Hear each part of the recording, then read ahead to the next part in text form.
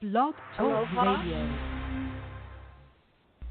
Here at ACO Radio, American Communications Online, or any affiliated stations or websites are not responsible for what guest hosts or call-ins may say. All programming is intended for informational and entertainment purposes only.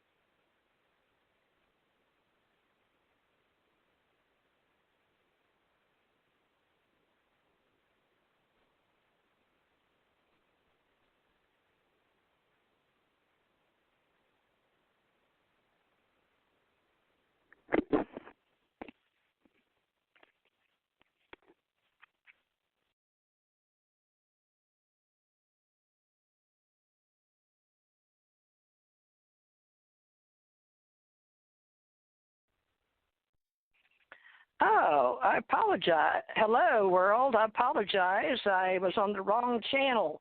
Fancy that. Dumb me. Okay, let's call back in. I apparently wasn't being heard, so let me try this again. Tonight, Janet Carolson and Teresa J. Morris together are hosting ACO Association Authors Book Club, and I apologize if we had some time missing. I think she and I left the planet for a minute. So, Janet, if you can get our host to call back in, our guest. Our guest tonight is a member of an Authors Club, unofficially, in our Facebook group. And I've asked him to be our poster child for tonight by invitation only. His name is Paul G. Vecchiet, author, member, and I'm going to get Janet to read about him in our American Communications Online radio station we are putting together as ACIR Radio. Janet and I have been together since 2012 in this radio business, but she and I started back in the day. So today we've got a veteran. Janet was a contractor in Hawaii, and I was too, but I was also in uniform. So, Janet, can you hear me okay? Yes, I was talking away and nobody could hear me. Me too.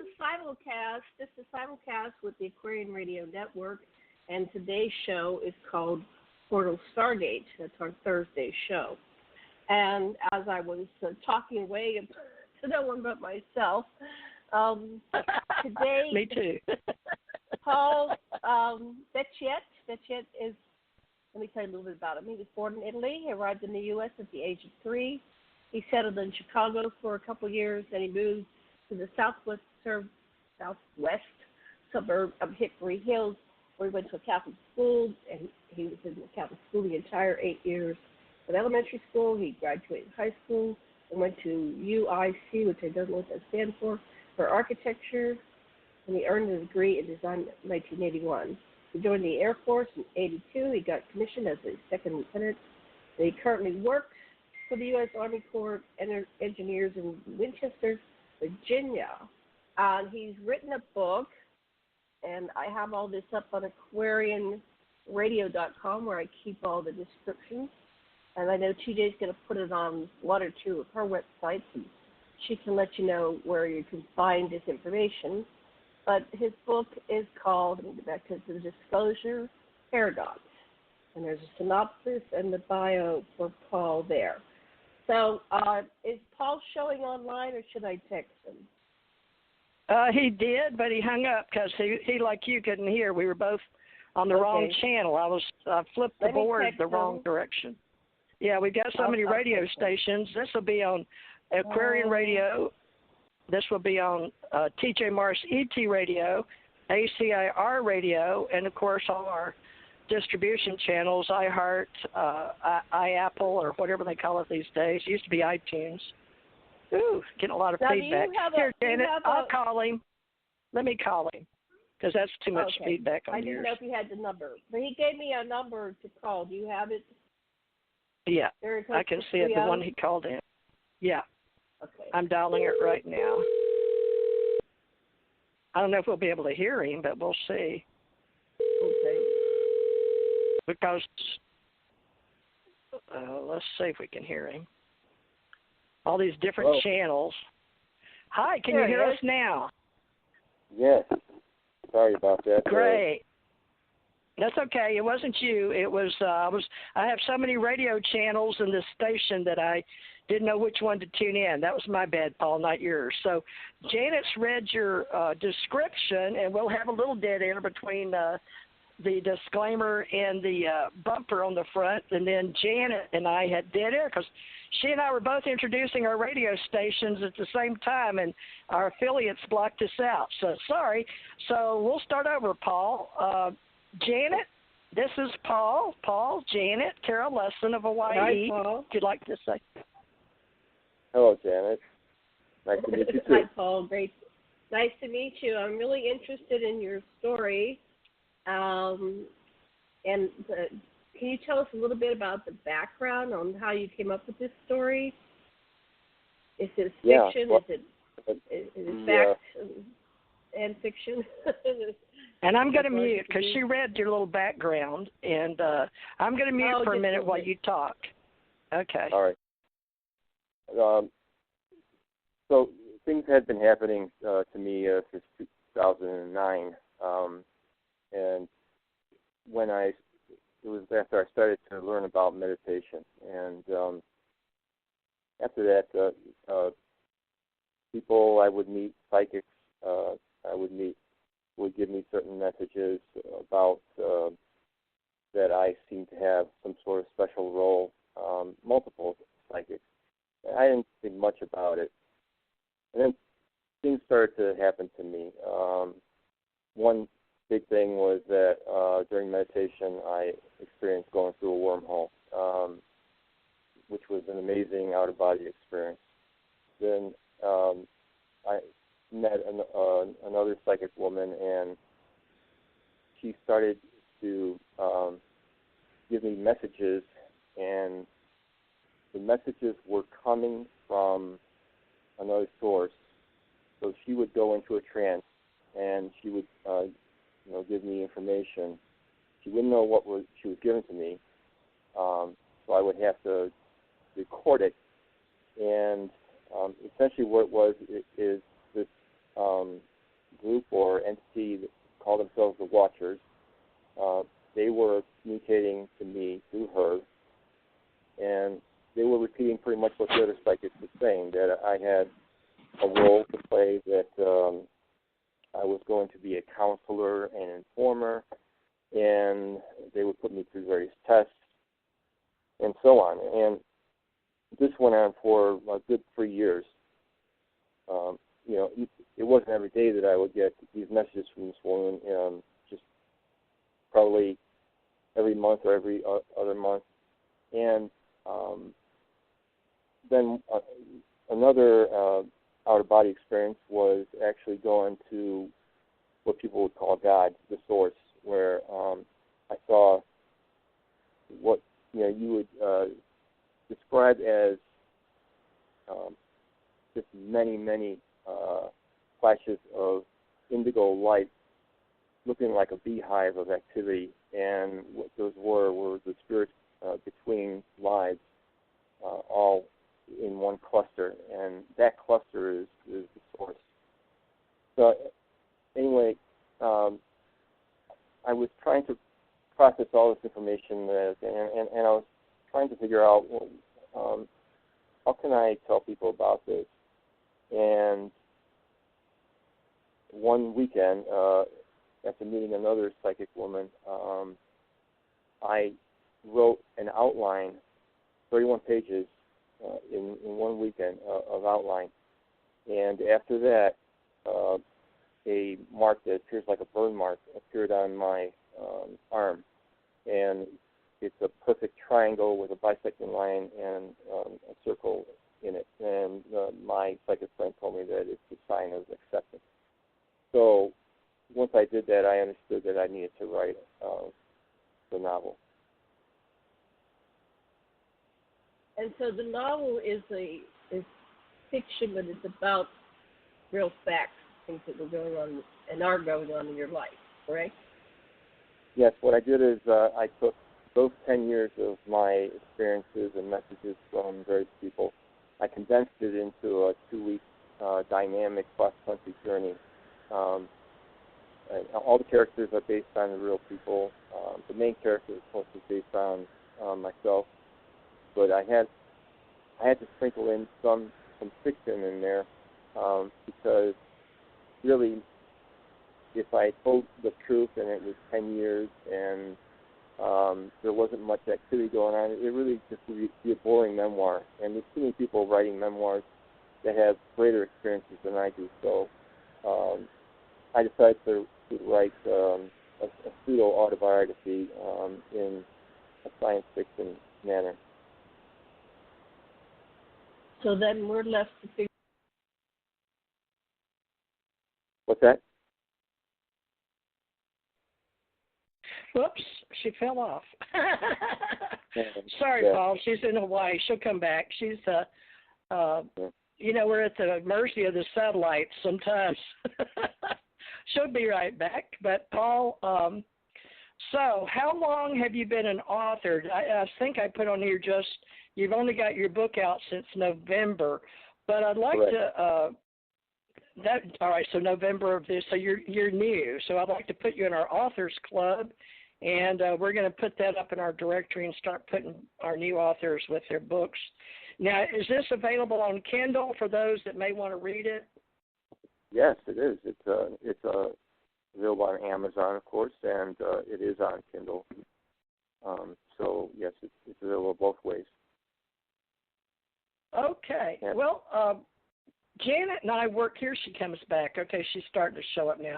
I'll bring her back in. Janet, I'll bring you back in for Aquarium Radio in Maui, Hawaii with our Ascension Center, and we do education and counseling, and I'm actually a psychic as well, Paul, and I got started back in a gold pyramid and was called by God myself. And a lot of people didn't know if we were dealing with other entities or angels or extraterrestrials. But Janet and I got started here a long time ago. Stanton P. Friedman was our first real interview on TJ Morris ET Radio. So I had his blessing. And then do you know who Stanton T. Friedman is, Paul? Oh, absolutely, yeah. Very popular, very famous, and he passed away recently, I thought. Right. He and I were on some investigations together with Don Berliner, I believe Don says Berliner, and he helped me start UFO Association years ago, and it's like an invisible college for many of us. So I'd like to know anything you know about your Air Force, and if you will, tell us anything that you did with the Air Force that you think may relate to Stanton Friedman, our UFO Association, our Invisible College, or if you had anything to do with security or intel, or give us where you worked on the bases. And me and Janet will listen, and then she'll come back. Okay. Go ahead, Paul. Yeah, interesting you say that, because in the chapter called Into the Rabbit Hole, that really is the event that opened my eyes that there was some alternative, things going on that were not being told about.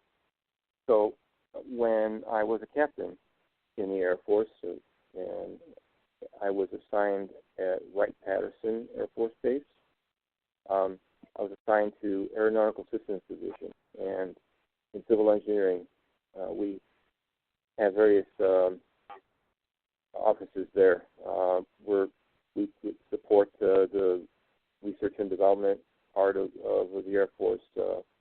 We would support them both for getting contracts with architectural engineers, and also we would be doing stuff day to day on the base, because the base had laboratories. So one of the facilities that was our client, if you will, was Foreign Technology Division. And the mission of Foreign Technology Division is to, I don't know if it still exists, but it was to collect data from foreign forces, identify strengths, weaknesses, and opportunities related to our mission. So we try to identify their weaknesses so we can take advantage of them. And then we would identify their strengths and things that we were not quite ready to defend against. And then they would take that information and give it to our R&D guys. So one of the jobs that I had, a task that I had, was to inspect a project on the second floor of that complex. It was a two-story metal building, a warehouse, very large. And the entire second floor was gutted and was going to have like supercomputers in there. At that time, in the late 80s, we still, we weren't quite in the micro sizes yet. So they needed a lot of space for what they were doing over there. And, obviously it was classified of what they were doing, so I didn't know what they were doing. I just was there to look at space, make sure that the contractor was prepared to do the construction, making sure that there weren't any conflict between what was in the space and what was on the documents and things like that. So when you go to the Foreign Technology Division building, it was surrounded by motion detectors on the lawn. And then when you go to the entry control point, regardless of your security clearance, you had to be escorted. So, and I had this all pretty well detailed in the novel, by the way. So I was escorted up to the second floor, and it was, it was gutted. There were no ceiling. Light fixtures were temporary. It was dark, and it was quite like an echo chamber in there.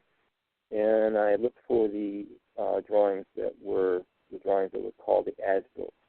For anyone who doesn't know, as-built are essentially drawings that indicate the condition of the building at the time of that the contractor could know what he has existing, and we could compare that with the project drawings, which indicate what is going to be. So I was looking at the as-built drawings and making sure that they were comparing well with what was in the building. And I was thumbing through them, and I came upon a sheet that indicated basement. And I looked at it, and I thought, warehouses don't have basements. There's no basement in this building. There's no stairs to the basement. But I made sure that it was not a misplacement of a sheet. So I looked, and sure enough, it matched the outline of the building. And I thought, oh, okay, this is very interesting. This place has a basement, but no one knows about it. So I flipped through it some more, and then I see a close-up or a enlargement of a part of that basement. And the enlargement was for an area about 70 by 90 feet. So it's kind of large. And it indicated cryogenic chamber. And then right there I thought, I should not be seeing this, because this is obviously very classified information. It should not be in this set. And I knew right away what that was for. So I quietly put the drawings back where I found them, didn't say anything to anyone for 5 years. After I left the service, then reading Phil Corso's book about the day after Roswell, he indeed indicates that the shipments were sent to Wright-Patterson. So you put all of those pieces together, and it makes sense, first of all, that you have Foreign Technology Division, which is the office that is supposed to take care of research and development of foreign things. And sure enough, they have a cryogenic chamber which is large enough to house a lot of things, not just specimens or what it's used for mostly outside. It is for doing tests on petri dishes and stuff. This was large.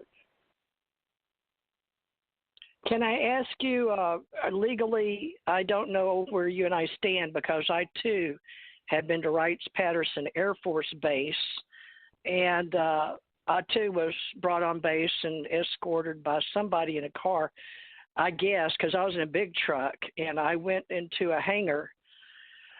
So I find it very curious that you and I have crossed paths. Want to do synchronicity and all that, being that Janet and I started this, and our first interview was Stanton T. Friedman, and he's now passed. But like I said, my husband and I actually worked together, and Stan was very curious because we had a copy of MJ-12, and he wanted to make sure of ATIC and what Rick Doty was doing back then, Linda Moulton Howell, and he was started, later on he wrote books with Betty and Barney Hill's niece, and I've talked with her, so we're all involved in this. So now I find it very odd that somehow you and I got together, and I'm going to let Janet ask questions, and she can ask both of us questions since we've both been there. Some she can come up with, because none of us are prepared for tonight, folks. This is synchronicity and action. The universe sets us up for things like this. And this is a disclosure paradox, and I totally agree with that. But now your book is called The Disclosure, or the, as we were taught in school. THE is The Disclosure Paradox by Paul G. Vecchiet. Now, would you say your name properly for everybody, please, for me and Janet too? No, you said correctly. Vecchiet. Vecchiet. Is that French? No, it's Italian. Italian, okay. Yeah, it's just to give you a little background. My original name from our ancestors is Stark, S-T-A-R-C, with the two letters over, so Slavic. So really, I have a Slavic background. I was born in Trieste, which is on the border of Slovenia. So my father's side was on the Yugoslavian side, and what happened was they changed the name to Vecchiet. By the way, Stark means old in Slavic. So they changed the name to Vecchiet because the Italians were oppressing the Slavs at that time. Must have been, I think, the early 1800s, I suppose. And Vecchiet means old also, so that's how that came about. And there's a lot of Vecchiets in this world.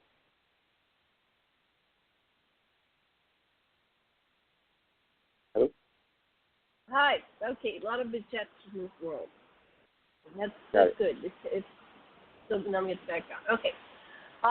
Can I add something to our last conversation about FTD, though? Go ahead.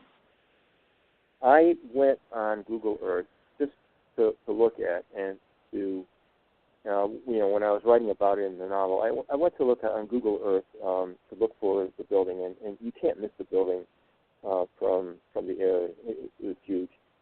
And it is not there. There's no sign of it. I think what is in its place is a parking lot. So you can imagine they took the time to not only remove it, but fill in the basement excavation too. And there's no sign of it. If you look and you search for, it was Building 1, Wright-Patterson Air Force Base, Area A, there is no information on the internet about that thing. Nothing. So they have removed everything, so you can't validate and say zoom in here. And did they do that often? I was on Johnson Atoll, and they had a public story that they vacated everything, but I still, I've had some indicators that they still have the underground facilities. And the official story is it's no longer there. So you said you saw cryogenic chambers. First of all, how did you know they were cryogenic chambers? What does that mean? What did that look like physically that you could walk by and say, oh, that's a cryogenic chamber? What were you looking at? I was looking just at the drawings. The drawings had the design of the cryogenic chamber, and it had the actual title. And it had the dimension, so that's what I was looking at.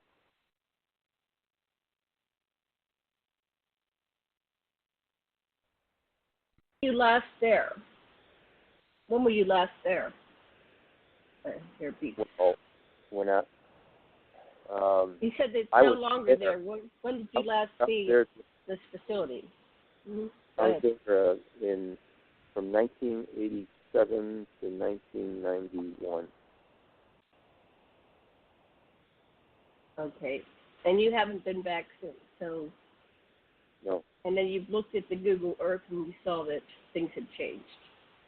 Oh, absolutely, yeah. Absolutely. Do you remember what did you see when you were there? Well, I was driving through. I've been there many times, but as a truck driver going on there, I was delivering parts, Janet. So we just locked and loaded, so to speak, and we were responsible for the load till we got there, and then you must have your fan on. That is your fan on, No, I don't have any Janet? fans on. No. It must be your speakers picking up air. Sounds like a big fan's on. I turned off my computer speakers. Yeah. Nothing's on right now. I wonder what it's picking up. Can you hear that? Can you hear it, Paul, when she talks? Air. I can hear it pretty well. Sometimes it tends to be a little muddled, but it's fine. Okay. Janet, you can go back and listen. You'll see what I was talking about. But, yeah, we'll mute in between because she and I are in hot parts of the country, folks. So if you hear this fan's in the background, we apologize. But, anyway, to answer your question, Janet, I'm going to put it on there. While I talk, Janet, I'm going to put you on mute so you can hear the difference. But what I saw, Janet, was men in a hangar.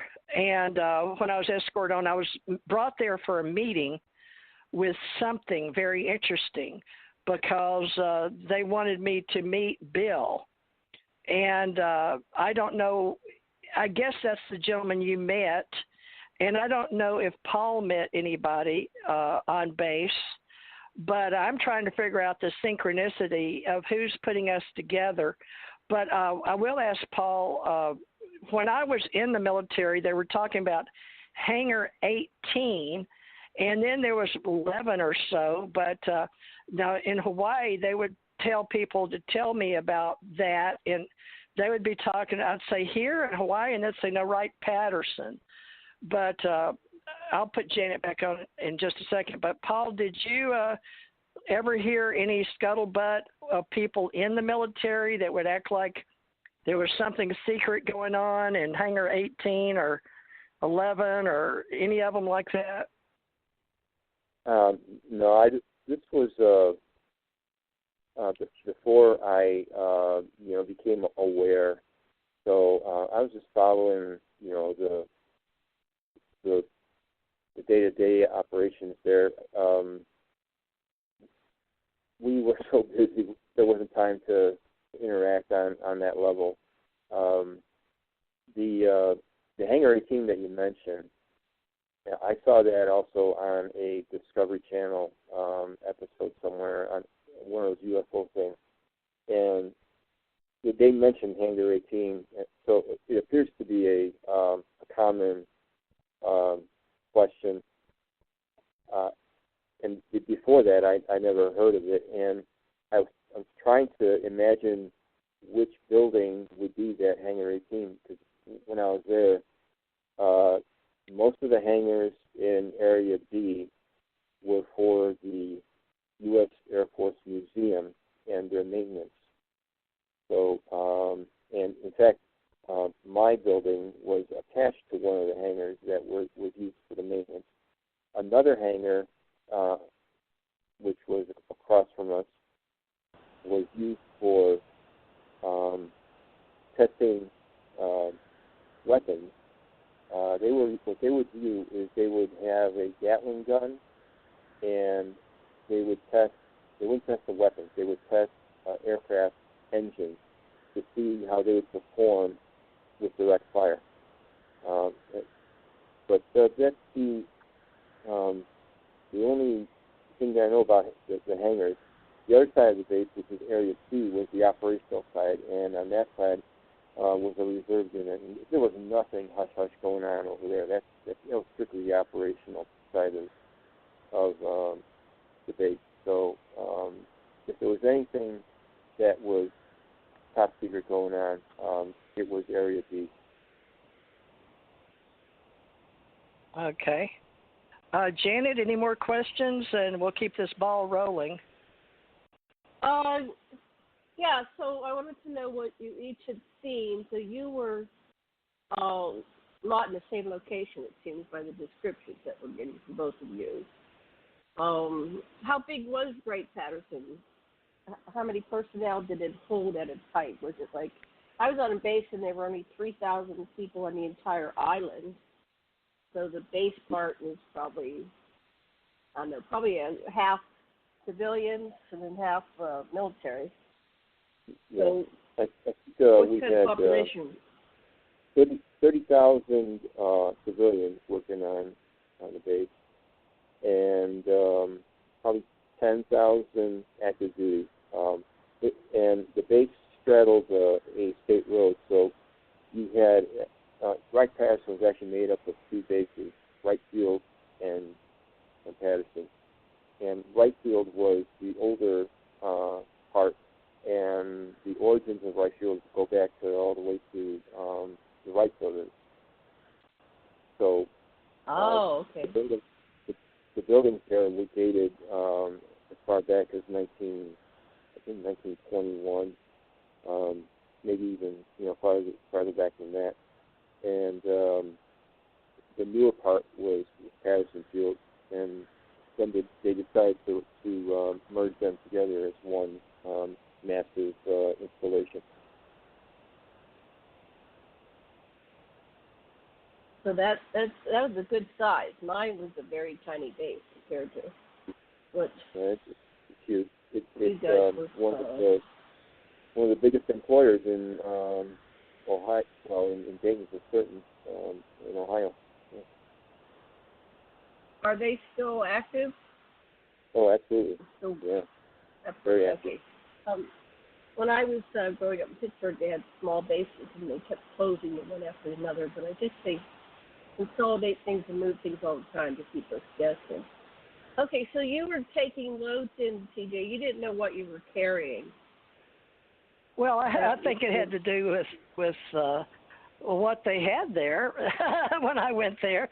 But yeah, I had some meetings, and if I don't know if William Tompkins was supposed to be the same bill, but the guy had funny hair, and I think that's weird because Giorgio Tsoukalos, is that his name? Yeah.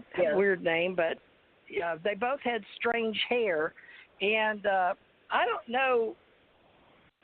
I'm going to go out on a limb here and say that people have been seated in ATIC and the Air Force, and some know more than others in the intelligence community.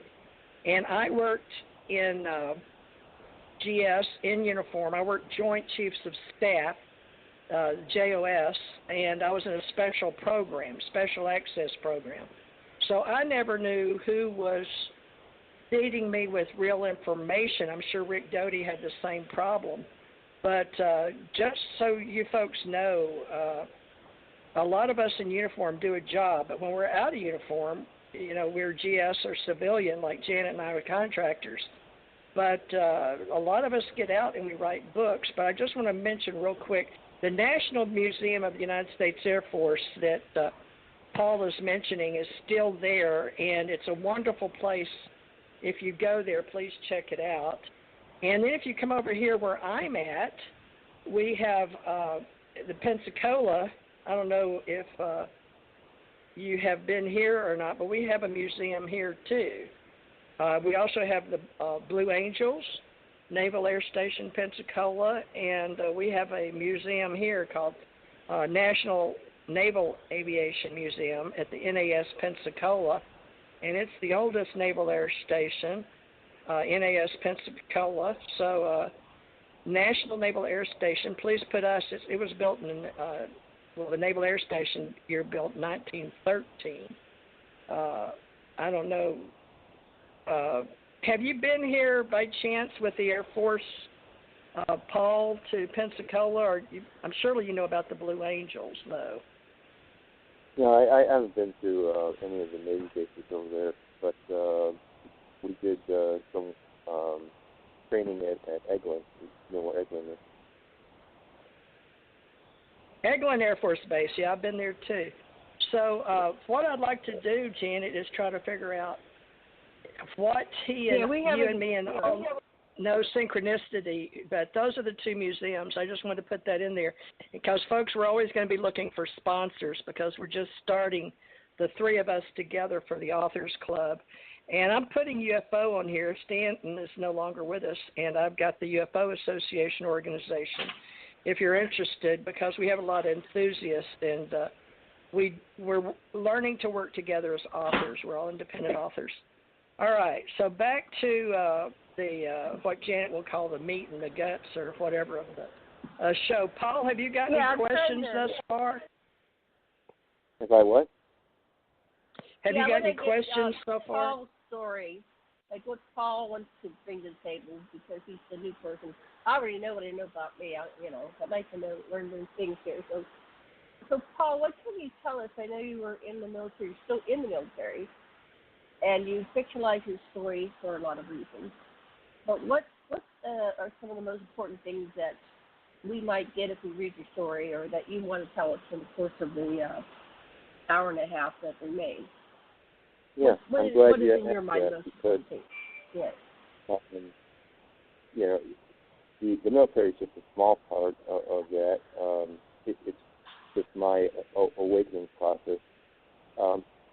The way I write the novel is the reader will walk through the progress of how the main character first became aware of strange things happening, or became aware that there was some suppressed information, and then little by little we would go into what you would call the rabbit hole, getting into researching information, getting on the internet, meeting different people, and it would start out as just research about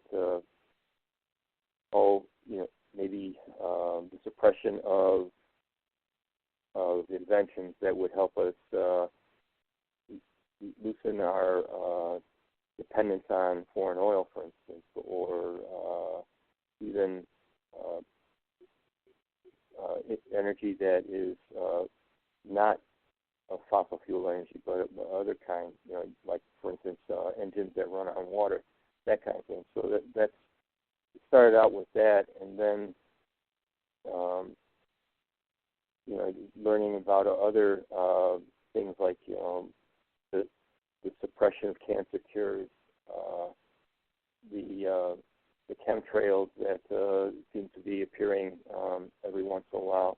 All of those things are mentioned in the novel as the progress of getting to where the main character decided to embark on this journey. So, it starts out with this kind of real information that is tangible, and then he starts to understand that there is another facet to all of this, and that there's a spiritual facet where he gets in contact with the psychics, and they start to open him up spiritually, teaching him about meditation.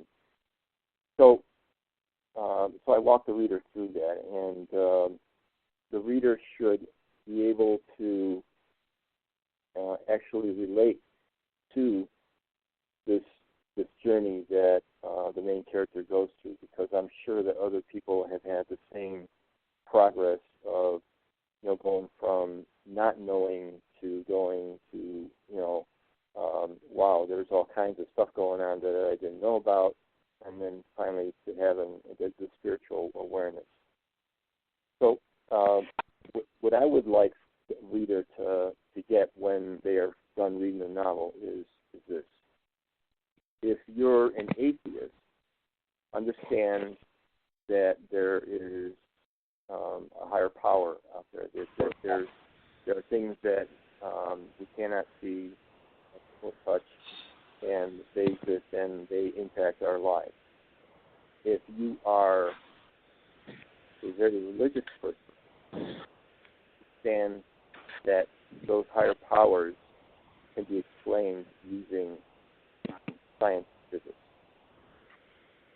And that's the point of the novel, really, bridge the huge gap that we have right now between science and religion, and hopefully to open up people to spirituality rather than just religion. And it presents the link, that there is a link between UFOs, extraterrestrials, and our human spirituality.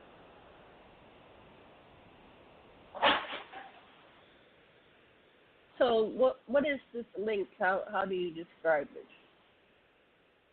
Well, there is also a deceased person that was very popular in our circles. His name was Robert Dean. Do you recall him? Yeah, I knew Robert very well. Yeah, I knew Robert. I worked with him. He was lovely. So go ahead. I'm going to have to mute my husband's making food behind me, so I'm going to be muted. Okay. Oh, yeah, I can hear him in the background. But, yeah, I'll go ahead and speak to that, because Janet and I have formed our little radio show wrapped around Bob Dean. And, matter of fact, there's a picture up, if folks would like to look at it, with TJ Morris CT Radio. If you'll go there, there's a picture of me, Janet, Bob Dean, Robert Dean, Paul on TJ Morris CT Radio, where your show is live right now.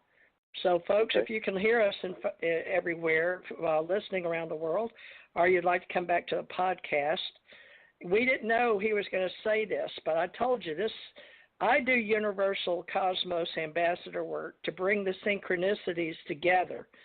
And not everybody understands being a keeper of the flame or a precognitive psychic medium and remote viewing and all how all of this ties in. But Paul is doing that with his book called The Disclosure Paradox. And Janet's here with me as authors to offer support because I called it the Ascension Age in my books.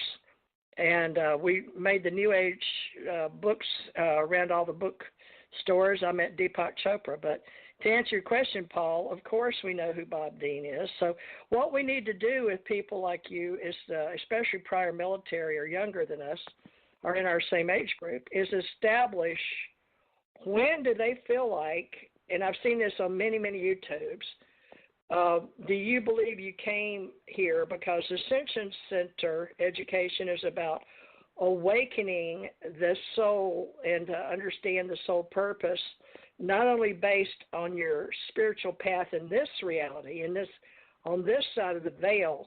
I've even seen Richard Dolan, historian, try to learn how to speak the Ascension Age and the Ascension Age awakening. So I'll let Janet speak to that as well, because we can all do that. But this is your show, Paul, about your interview. But when did you finally feel like you were awakened to the fact that Stanton Friedman and Paul and Bob Dean and maybe other people like, I guess, Don Berliner, or I'm trying to think of some of the big names in the business, Dr. Bruce Maccabee, Jan, about CUFOs or NICAP or FUFOs or anything to do with flying saucers, because it is coming together. So I named it the Ascension Age because of the Ascension Age awakening, and because I was part of a movement in the 80s, and we had 1111, and we had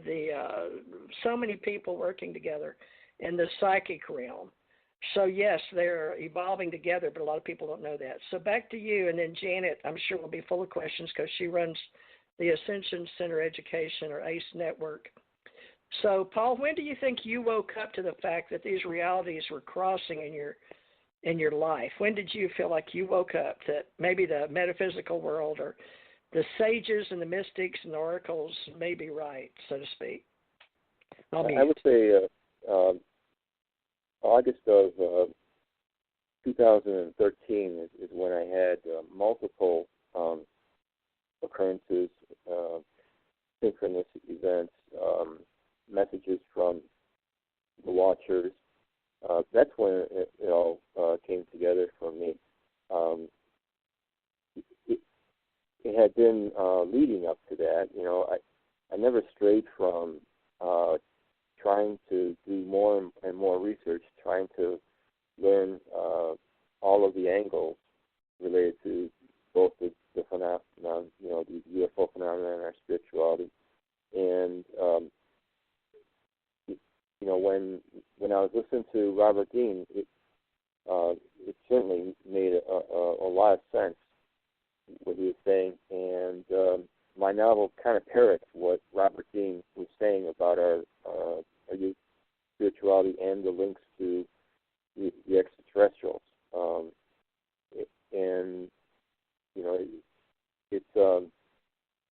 It's not as complex as you think. It's very simple, really. The fact is that, and guys, there have been instances where things have been happening personally, where I understand how the spirit world works. So here's one aspect of what is written in the novel, and it's really based on what Robert Dean said. And the Earth is very important to the universe, very important. When we explored the atomic bomb, it was like a fire or alarm throughout the universe. That's why we have had so many sightings since the atomic age. And most of the activity of UFOs is really geared at looking and doing surveillance on our nuclear facilities. Why? Because we are not spiritually advanced enough to be able to handle that kind of technology. We still don't know enough about that technology to be able to be ethical with it. For example, our scientists do not understand that a detonation of that magnitude has so much energy and power that it actually affects other dimensions. And that's why it was like a fire alarm in the universe when we detonated the bombs over Hiroshima and Nagasaki. So the Earth is very important to the universe because it is a kindergarten for our spirits. It is where the spirits enter the human body, and the spirits learn about love, about creativity, beauty, even about pain and suffering. It's all here for us to learn. If we learn our lesson, then we ascend. If we don't learn our lesson, then we come back and we learn it again. Very simple. Our race is not as important to them as the planet. The planet is important throughout the universe. So that's where one link is. Now, the other part, which is more sinister, and I go into it a little bit, is that there are entities that don't want us to ascend, because when we ascend to a positive or, the more benevolent kind of energy, and there are malevolent energies out there, and there are, as we speak, we may not know it, but there are battles going on between good and evil spiritually. There's a spiritual war for our souls, and that's what I told a colonel who I identify in the novel in Chapter 8. He's the divine warrior. That's what I told him, and that made him wake up and divulge all kinds of things to me about his spirituality. So, I'm going on tangents here, but I'm trying to explain that these malevolent entities, they may be extraterrestrials, they may be interdimensional, but they don't want us to ascend. So what do? They want to make certain that there is much pain and suffering on this planet as possible. So they're behind, anything that you see that really doesn't make sense and is causing, disbelief for people, and really is unnecessary. And, people wonder, why would God do this? Well, that's not what's happening. It's really a war for our souls.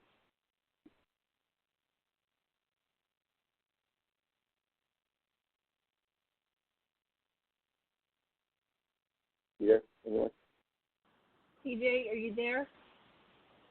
Okay, I'll talk. Yeah, I was letting you talk, okay. Janet. That's why I told you when I say I'm mute, it's cue for you, okay. Janet, because he's bringing you back to why I started the Ascension Center, Janet, back in the 80s, and I became a minister in that gold pyramid where we talked about Stephen Halpern. Right. And Stephen Halpern came on here once. But I want you, Janet, to see the synchronicities.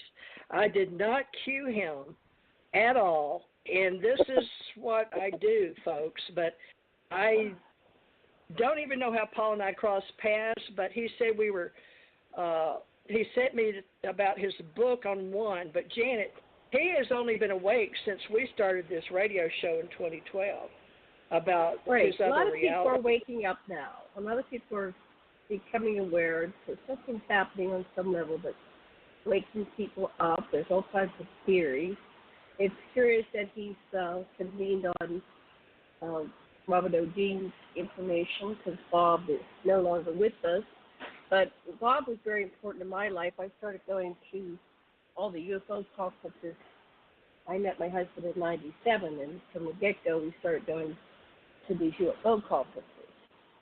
And so Bob would be sitting there every year at the end of the speech. He'd say, "That's it. I'm not coming out anymore. That was the last one.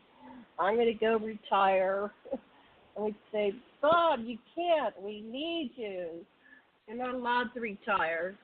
So then he would come back, and then one year he said, "That's it for real. I know I say this every year.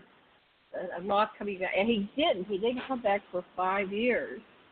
Well, and he was getting up there, and he, it was hard for him to travel. So he said, when he came back, he said, yeah, he had some kind of episode, and he was in a coma.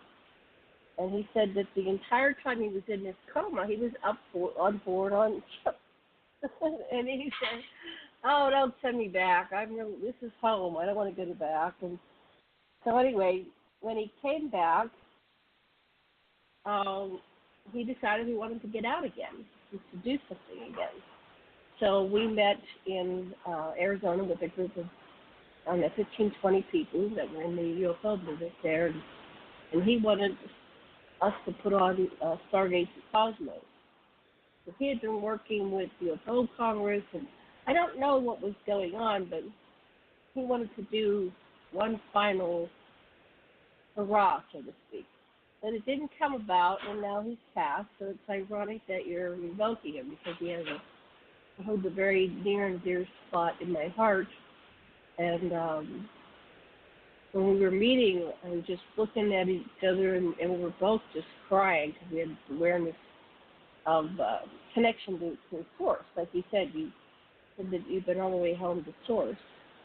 So somehow, looking at each other, we just started crying, these tears just streaming down our cheeks, reconnecting to Source.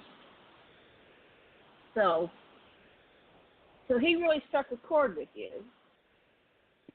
Yes, with he did. information. Absolutely.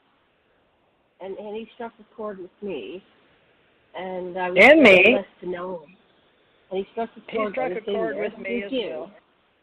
Yeah, me and my husband, and working. That's when we have the Allied Command, Paul, is because there was controversy with people, even staying in our own community that you weren't aware of, because for whatever reason, we have a UFO association, but this goes way back to the 40s, and we were all tracking when I came in 51, which was December 26, 51. So I will ask you to bring up, I told you 1226, but I want you to learn how to work with Janet and I, and we have an authors book club, but you also mentioned Philip Corso, and she and I didn't have time to tear apart because we wanted you just to talk about your book. But I want you to tell me about how Philip J. Corso, because my Uncle Strom Thurmond, that's who he told me was 3 or 4 generations. I don't know if he was or not, but that's what he said. But he used to call me about working with him and the government and the UFOs, and I was caught off guard because I had been around UFOs as a child, and I considered ETs angels. But apparently he knew my name because it was spelled the same way as his. So when I went into the intelligence agency in 1967, I didn't know NASA had a big part with the CIA in the history and the clearances. I had to learn all this. But Philip Corso's name came up, and then me learning, and I don't know who all wanted me, but I believe that extraterrestrials that visited me in White Sands, and that's in one of my books, or many of my books, on the Ascension Age, and what we're doing right now. Like I told you, I'm a precognitive person. I died, so I was looking for my own answer. So Janet had me take a book I had, and she wants all the details of my biography, which I don't know how I'll get them all in one book. But Ascension Age and Ascension Center are my theme, and what we're doing today with all the synchronistically involved. So I want to know what you know about Philip Corso, and then Janet can speak to Ascension Center and motivational speaking and how it all ties in, because she's been running the Ascension Center network since 2012. But let me let you speak first. The only thing I know about Corso is from reading his book, The Day After Roswell. And I read it, pretty studiously. So very familiar with the process the things that he did, the reverse engineering that he was involved in, giving the information to people in Bell Labs and such.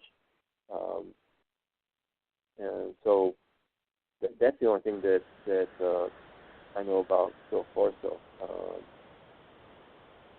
I guess it has been a very popular book for people to read, and it's an easy read. It's not very long.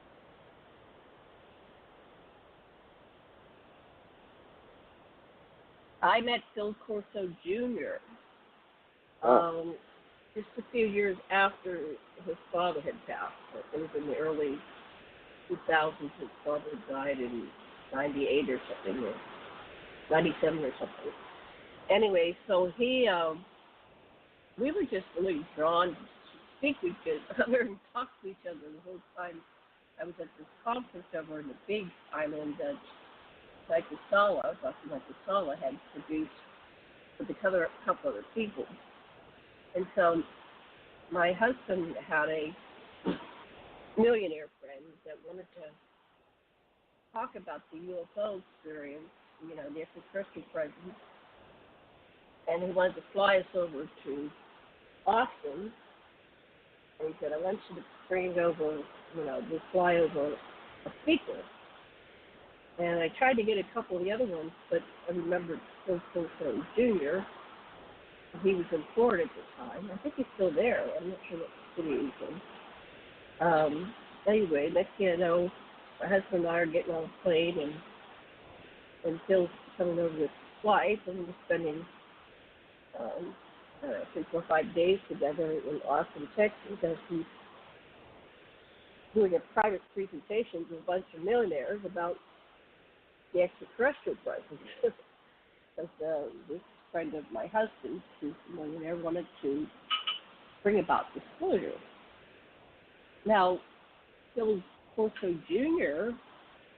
knew everything that his dad knew, and then some, because he was like the little kid that was happening while a lot of the things were unfolding in the book.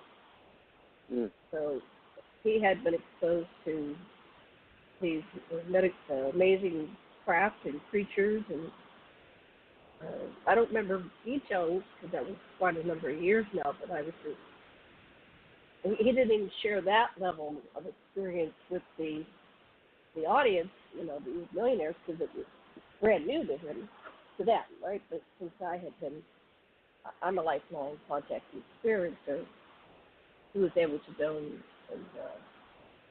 a lot of different directions that he couldn't with those people that wouldn't understand it. But I've been very blessed to have these experiences. So, TJ, did you ever get to meet Phil Corso or the son? What was your experience with Phil Corso, Senior or Junior? TJ, are you there? Yeah, I'm sorry. My connection to Philip Corso is through Strom Thurmond in Washington, D.C. And personally, going to Washington, my father, who's deceased, took me to Washington, D.C., and I don't know, we had different places to stay at that time. But the interesting thing about what Strom Thurmond wanted me to do, and during that time, was I was at the University of Alabama, and I was trying to put together my life as an investigator, and he knew about my Assured Confidential Investigative Reports and the ACO, and I don't know if he knew my history with my uncles going to White Sands and working at NASA, or my aunt, but apparently Strom Thurmond knew of all our Air Force connection, and my aunt working before I got on the planet, and apparently he knew a lot of stuff. He wasn't as dumb as people think people from the South are, but we get a bad rap. We may talk funny, but I think, and I don't know this for a fact, but for this radio show. I believe this is no coincidence that Janet is asking me questions because his book, somehow back in the day, I knew he was writing it, and Strom Thurmond led me to believe that I would be working with the United States of America before. Well, it said May 67 in the newspaper I was going to Washington, D.C., so I count May 10th, 1967. So whatever Philip Corso was doing from that forward, Janet, would be of interest to the public with the name Thurmond, Thurmond, and Strom Thurmond, just like we have Laura Eisenhower and how she uses her family name with the Eisenhower stuff. But you know a lot of mine and Tom's story, but you don't know all of it. So it all ties in with me, Reagan, Tom, back to Stanton Friedman, Don Berliner, the government, NICAP, Dr. Bruce Maccabee, and as late as 94 when Dr. Bruce Cornett, he's new in my life, but apparently he's been in my life for years because he came to Gulf Breeze. Now, the extraterrestrials and the men in black and tornadoes and me deflecting hurricanes have a lot to do with me being here, besides my daughter that was extraterrestrial in origin. And it all ties in together, Janet, with Thurmond and our DNA. So that's why we're going to write this book, because I'm still connecting the dots. So I believe somebody in the universe, being that you and I put the Ascension Center education together with your husband, and I started back in the 90s and you and I met, this is all synchronicities. And Paul read the book and he was touched by it, so was I. Paul and Bob Dean was touched, so was I. But back to you, Janet. Did you read the book with Philip Corso? Because I put his name and his book, I think, in some of my books. But I connected with him before he died, and I did not talk to his son like you did. But Jesse Marcel, the father, and I connected because I went to meet him in not Florida, Louisiana. And it had to do with the story that Strom Thurmond and Philip Corso were putting together. So the book has me in it that Paul read. And I read he doesn't. Book. Oh, you did? Yeah, I read the book. I didn't know you read the book. When it first came out, yes, and I loved it. And I was so excited about it because it resonated with my soul and it told. Well, some people criticized him and they said that it wasn't true or he was making it up. There's just been a lot of critics about the book, but I believed it. It made sense to me. It resonated with me, but what do I know? I can only know what I know. I don't know it all because there's too much hidden from us, right? So back to you, Paul. What were you going to say? I just heard you trying to speak. Oh, no. There are a lot of debunkers on Phil Corso's statements, and, the one thing that the government likes is as much information as possible to be out there, because lay people cannot discern between hoax and truth. Shows like X-Files is a great example. X-Files talks a lot about some things that really occur, and but at the same time, in the same manner, they present some outlandish things that certainly are untrue, but are good entertainment. And when you present those things in the same manner to an uneducated audience, they will take all of those things as fiction, as X-Files is presented. So only the more aware viewers will be able to understand what is truth and what is not. And the government likes as much information as possible to confuse the masses.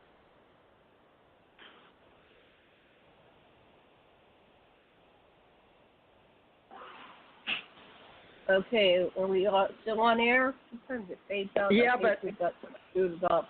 When he stops talking, I mute. I mean, when he starts talking, I mute, and I can hear that your husband and you're in the background. So I just hope you mute in between. But when I mute, then it makes y'all think I'm not here because I'm running the board. So we'll get it together, folks. This is Paul's first time in radio, and I know we hate dead air, and we have some at the beginning, but I'm just going to have to let it slide. So, Janet, with you and me, we'll get back in the groove because, folks, Janet and I have worked together for years, but we were working differently for Revolution Radio, which I've quit now. But Mad Painter's running that. He's our general manager for me, at least my friend that way, and Janet for our Cosmos Radio that we all also market and promote, or did. But I invited a Mad Painter who is Thomas R. Becker on tonight on Skype, and he can make it tonight, but he's been rather sick, Janet, I think. So This is going to be called, for me, it's Disclosure Paradox by Paul G. Vecchiet with the ACO UFO Book Club. And a lot of people do debunk UFOs, and now we have UAP. I've got UAP Associates Press, but it's wanting me to do with ACO Press Club tonight and asked me to bring up another website, which is interesting. But Paul, with me and Janet, is and I'm going to be helping people get their names out there. Are you opposed to listing your book, even though it's a novel? So is mine with my husband. My husband finally died. It sounds terrible, finally, but Janet and I worked from 2012 to 2015 to get some of my husband's stories on the radio here. And I'm sorry you didn't get to meet him. And today I saw a man 103 years old pass away on Janet's birthday. So happy birthday to you, Janet Carolson. Me Janet and Bob Kirk Marley and Ronald Reagan, me and Bob Marley all share today as our birthday. President Ronald Reagan and Janet Carolson and my grandmother, oddly synchronistically enough. Yeah. And Bob Marley. So that's interesting. Now Kirk Douglas died. It's Kirk Douglas died today. 103 years old. I didn't know that. Yeah. Wow, so it's another famous synchronicity. Wow, depth. Synchronicity. Now, I'd like to point out to you, Janet, that with him dying today, if he hadn't on your birthday today, Ronald Reagan's birthday, your birthday, my grandmother's birthday, who was Sarah Esther Bolton, but she was Sarah Esther Richmond. Richman, Richmond on my mother's side. She became a Bolton. She married my grandfather, David Bolton, and they were from England, Liverpool, England. And my mother's, who my mother's mother married was Richmond, and that's, my mother's grandfather raised her. My mother was born 12/5/32, and she remembered the Hitler days, and they were Polish Jews, as they said, but they stopped being Polish Jewish after the war or during the war, and they would do. She wrote a book, so I'll make that part of our book, Portal Stargate. Just mention it, but that's Good Old Days in Louisiana. So that's on Lulu.com. So where she my chose children not to be Jewish. So she chose not to be Jewish because of what had happened during the war? The Hitler War. She didn't choose to. They were told to. The Americans were told to stop. And they even got onto them for putting stones on the poor people's graves because it signified the Jewish tradition. And she's got her own story to tell. So she left her book behind called Good Old Days in Louisiana. on Lulu. That's on T.J. Morris Publishing, my publishing company. But the coincidences in how we're meeting is amazing to me. Now, there's Paul also talked, I don't know how many of these coincidences we need to mention, but 12/26 is my birthday. And did you get a chance to talk to your friend Jim Peniston, or did you just meet him on Facebook? Because that's the day that Jim Peniston swore 1980 that a lot of things happened. But Paul, you want to address that? Because that's my birthday.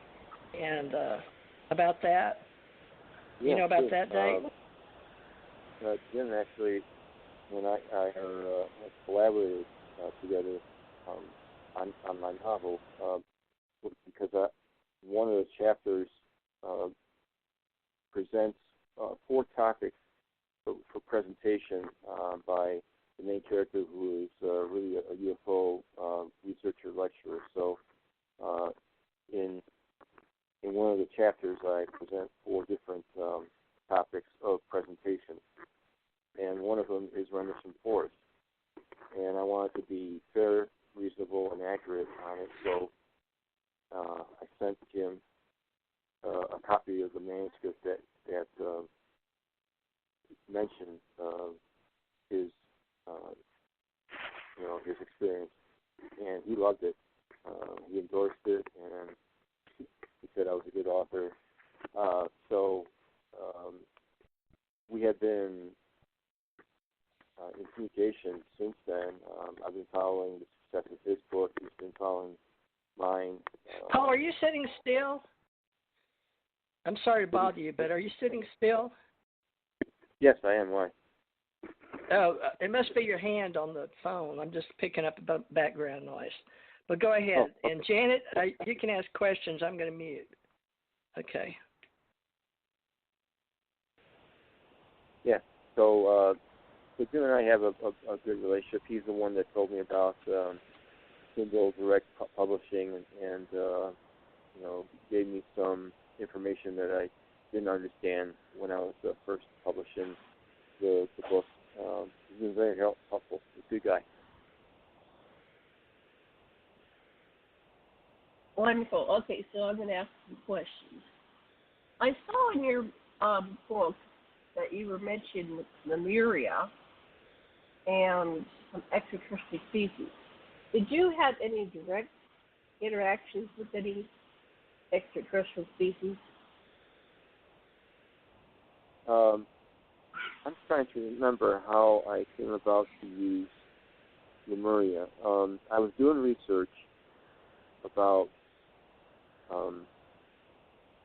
Mount Shasta, and I came across some articles from researchers talking about the Lemurians that may be in the mountain itself.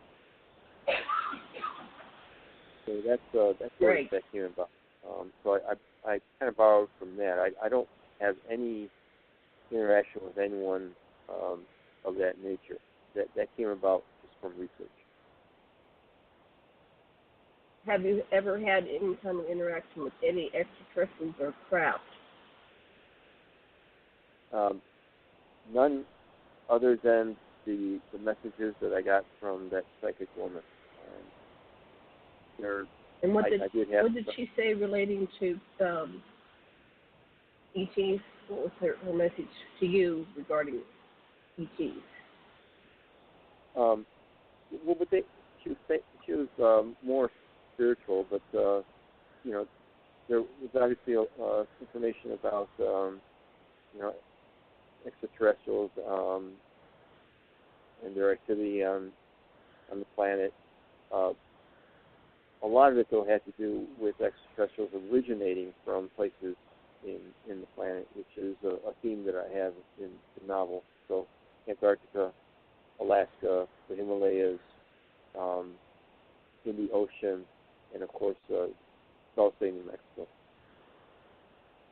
But the interaction that I've had is through an entity that call themselves the Watchers, and according to her, the Watchers are like an echelon below the realm of what we would call angels, and their mission is just to monitor the activity on the planet and maybe guide us spiritually. So that is the only interaction that I have had with anyone that isn't human.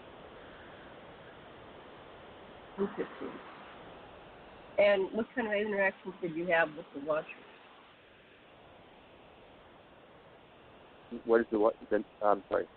What kind of interactions did you have with the Watchers? Right.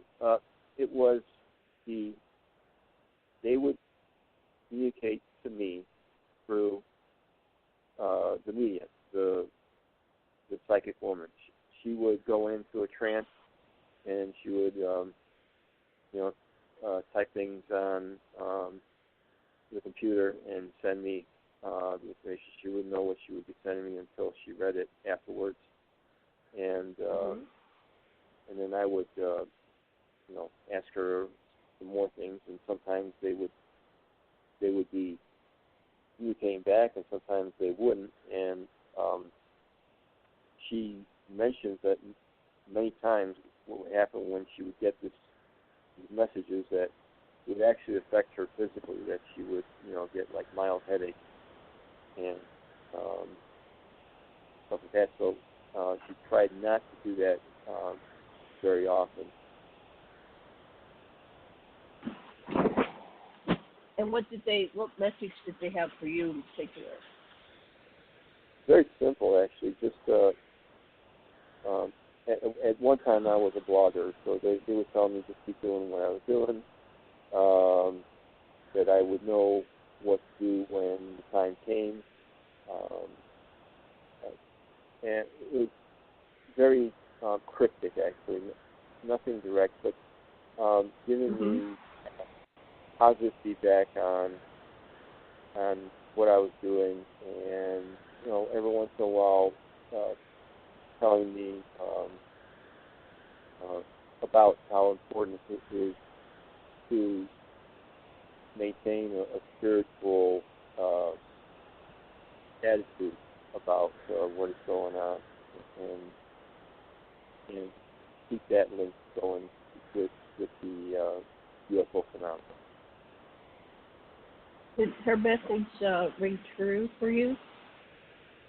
Oh yes, absolutely. Sure. Mm-hmm. I don't see any reason why this woman would make up this stuff. Right. She's very, very humble, and she's not the kind of person that wants to draw attention to herself. She's very, very private. But when we first started interacting, it was only a week or two when she started to get these messages. So I think it was meant to be that way. Mhm. So is your book part of what you're supposed to do? Yes, I believe so. That's pretty much what the ending is like when the main character understands what's going on. It's kind of difficult in that nature.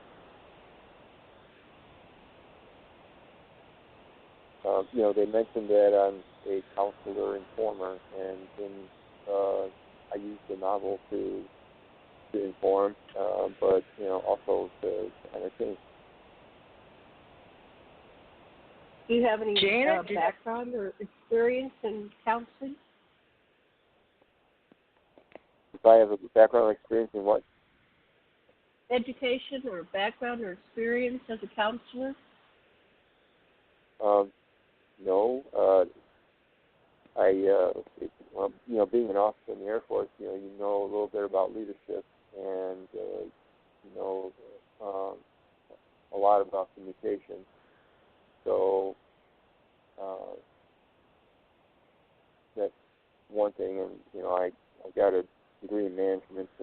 That part of part of that degree, you learn a lot about behavior and how people are motivated or what motivates them, and the human behavior is a big part of being a manager. So, other than that, no, I don't have any experience of being a counselor.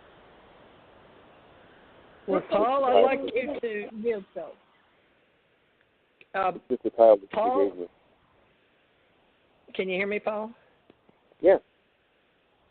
All right. My company, before all the other Ascension Centers, I was guided like you are, but not by I'm a psychic.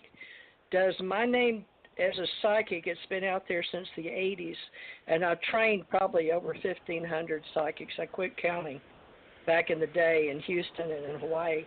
But does my name Tara or Tara as a psychic mean anything to you?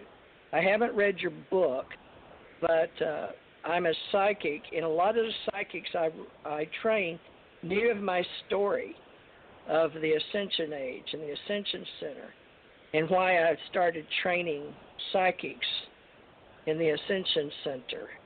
Does Tara mean anything to you? Tara? That's my name. Huh.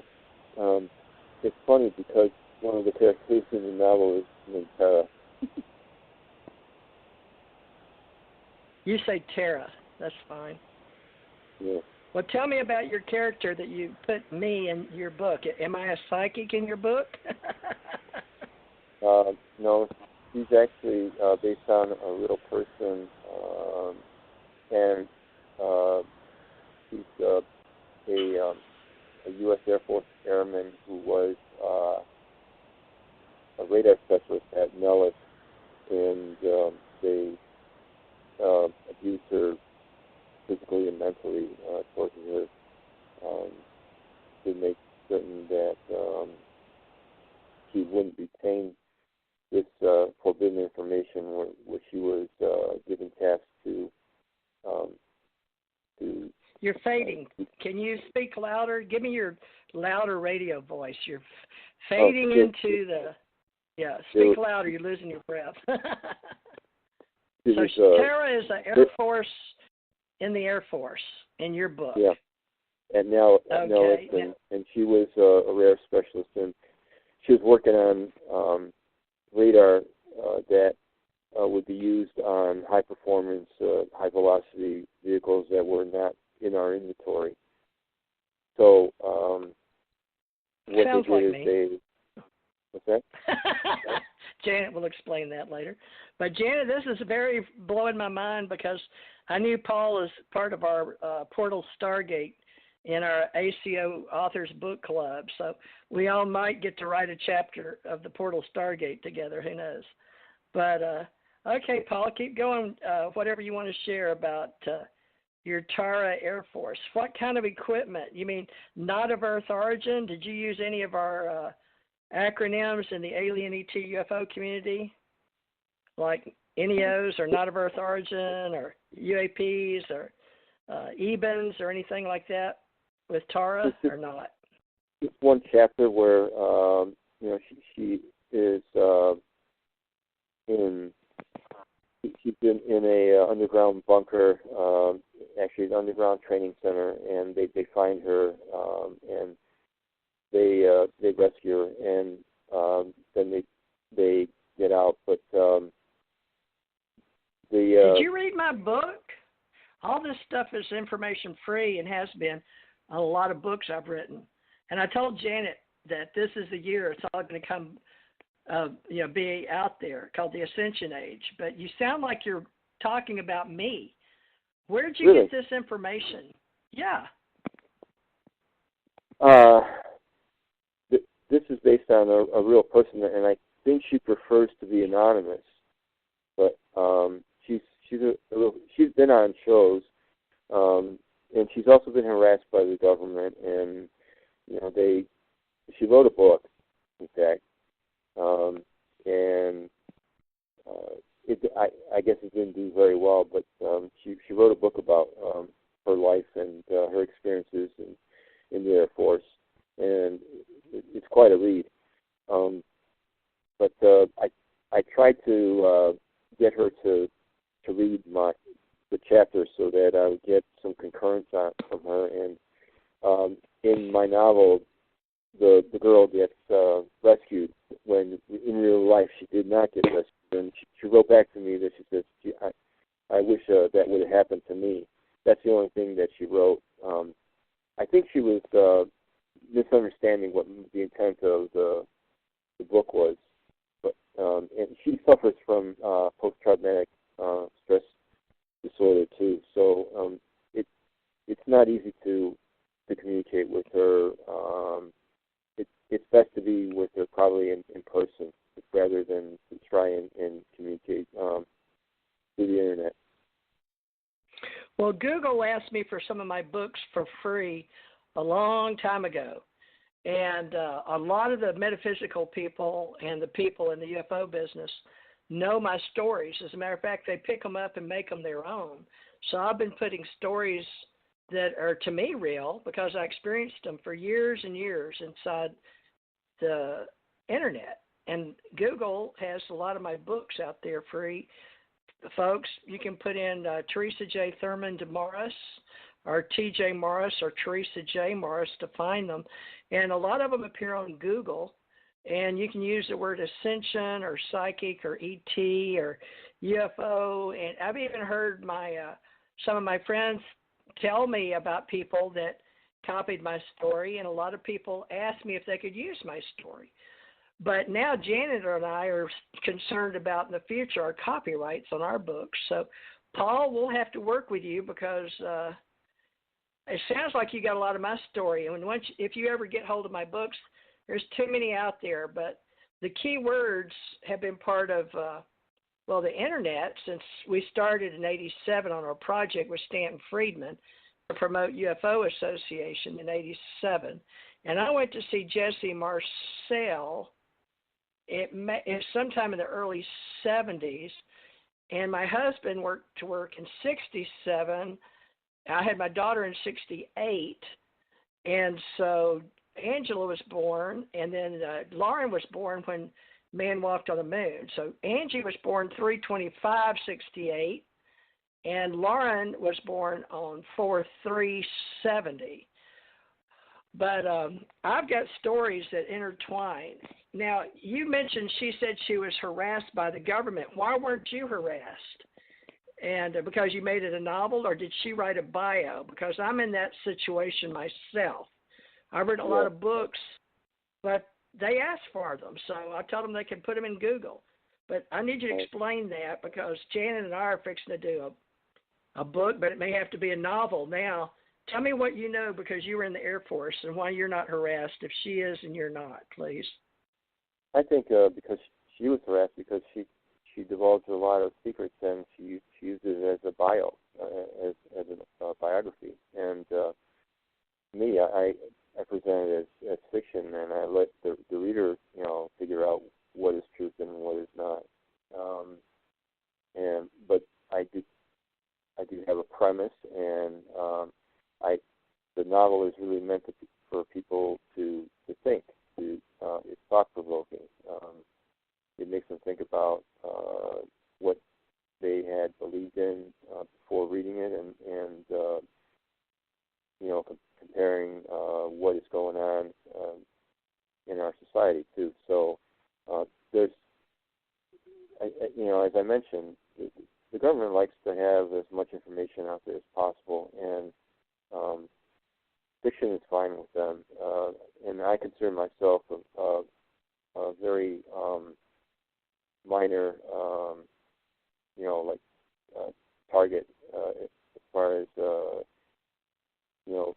being a threat to the government or to divulging any secrets. There aren't any secrets in the book other than maybe what happened at Wright-Patterson, but that's been taken care of. They removed everything themselves, so they could come back and say that it never happened. But after that, there are no national secrets in the book.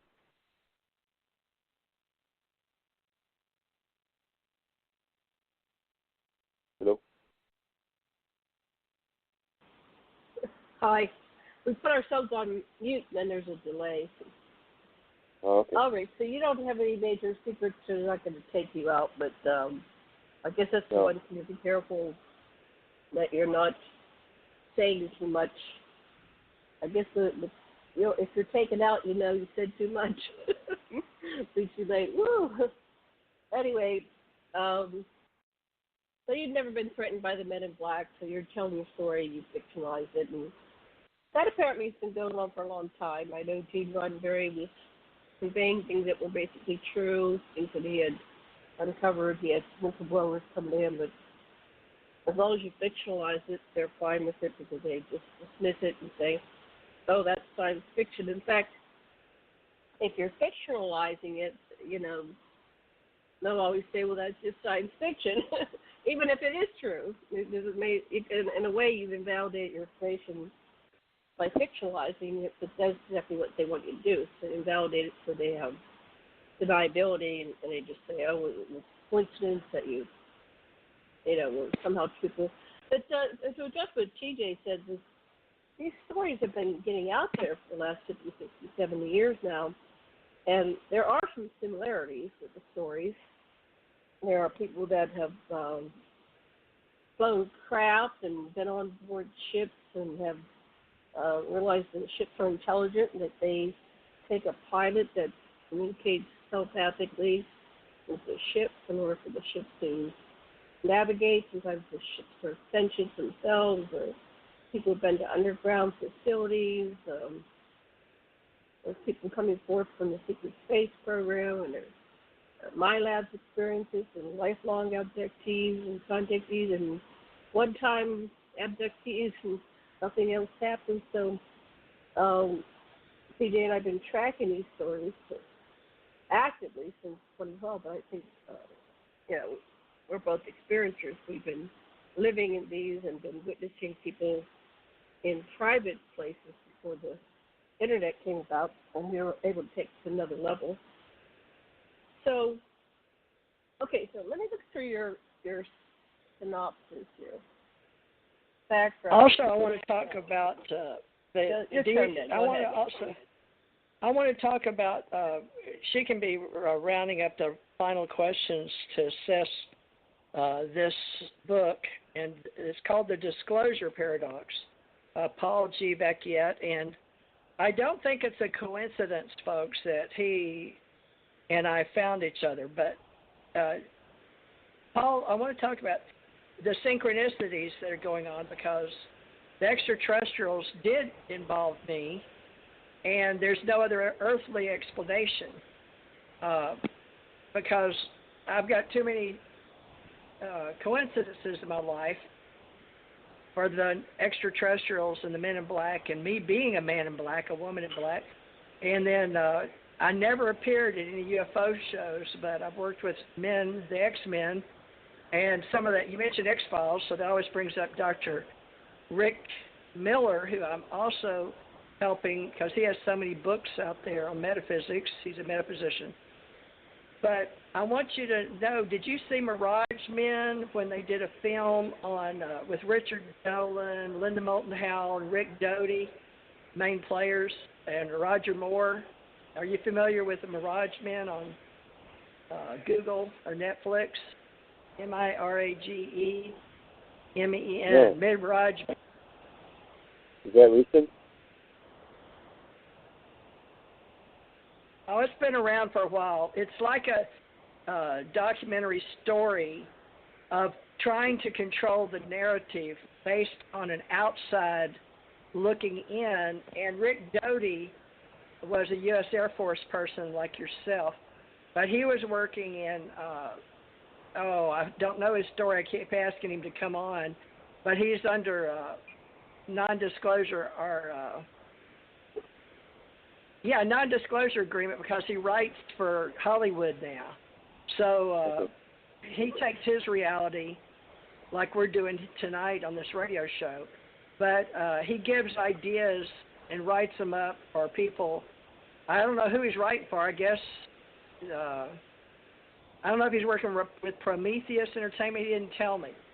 But what you'll have to do is look at it, because this they put this level of intelligence and propaganda out to the public back in the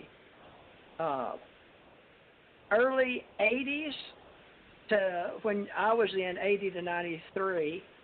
And I thought the Bob Lazar story in 87 was going to be disclosure.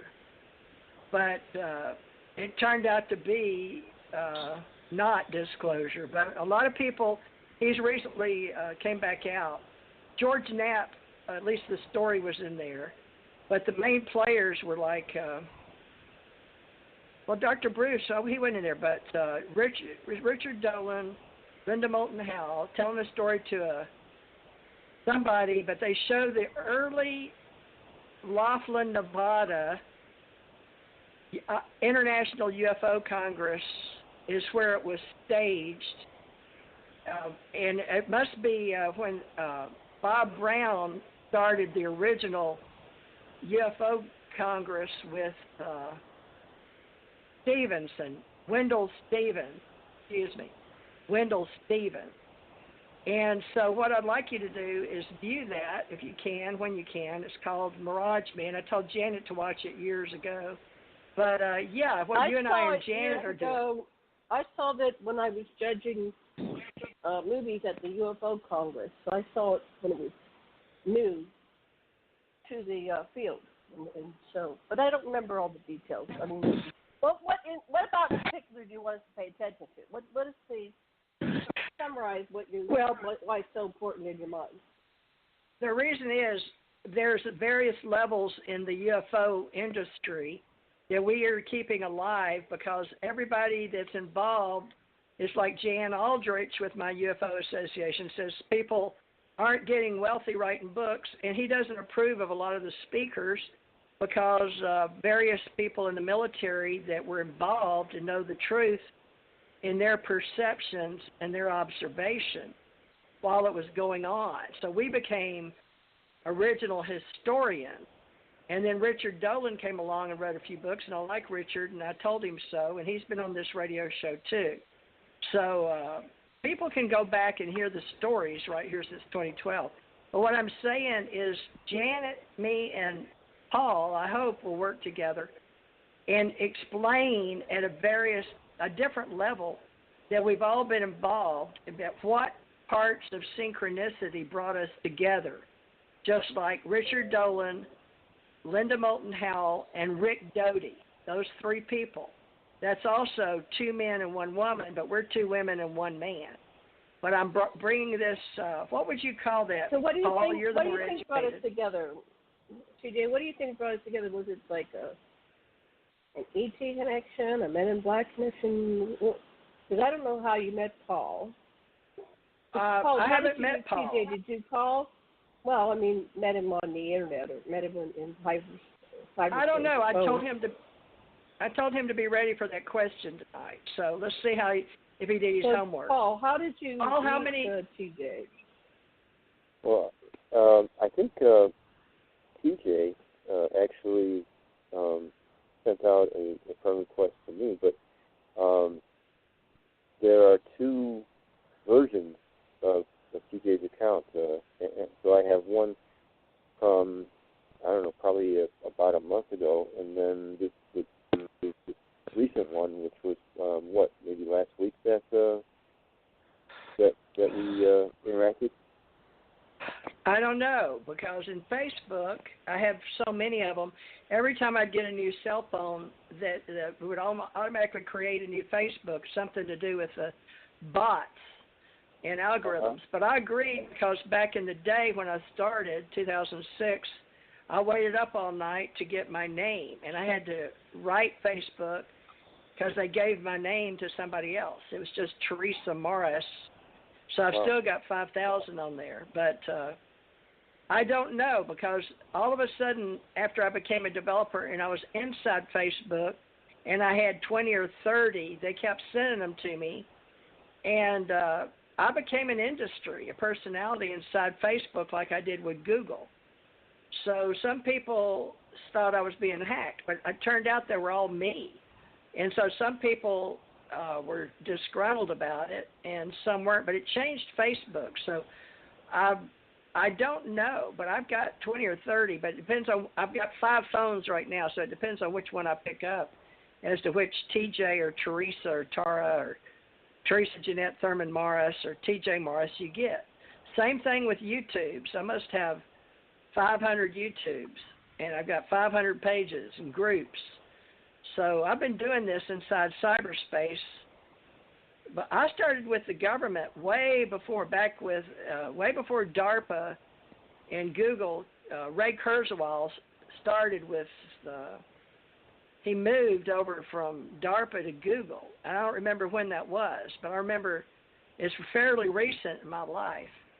But it's back in the day when there was government, DARPA, Network Solutions, and then I think Network Solutions became web.com. But I don't know, to tell you the truth, how Paul and I got together. I asked him that question, and he said, well you've got... It doesn't matter. Not just it one, matter. two. We all find each other. I think whatever.